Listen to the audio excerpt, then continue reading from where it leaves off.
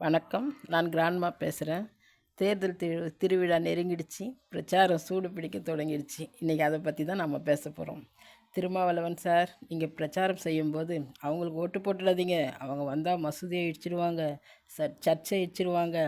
அவங்க வந்தால் சர்வாதிகாரி ஆட்சி தான் நடக்கும்னு என்னென்ன சொல்கிறீங்க. நீங்கள் சொல்கிறது எப்படி தெரியுமா இருக்குது? சின்ன குழந்தைங்களுக்கு சாப்பாடு ஊட்டும்போது சாப்பிட்டுடு பூச்சாண்டி வந்துடுவான், சாப்பிடலைன்னா பூச்சாண்டிக்கிட்ட பிடிச்சி கொடுத்துருவேன்னு சொல்லுவாங்க இல்லையா? அந்த மாதிரி இருக்குது. அவங்களுக்கு ஓட்டு போடாதீங்க, அவங்க வந்தால் இந்த நாட்டையே விற்றுருவாங்கன்னு சொல்கிறீங்க. அவங்களுக்கு ஓட்டு போடாதீங்க சொல்கிறத விட்டுட்டு உங்களுக்கு ஏன் ஓட்டு போடணும் சொல்லுங்கள்.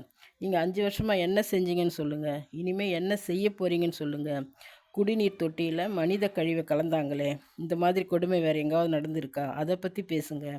மசூதினா அழகாக இருக்கும், சர்ச்சுனா உயரமாக இருக்கும், கோயில்னால் அசிங்கமான சிலைகள் இருக்குன்னு சொல்லிவிட்டு இப்போ கோயிலுக்கு போயிட்டு அர்ச்சனை பண்ணிவிட்டு கோயில்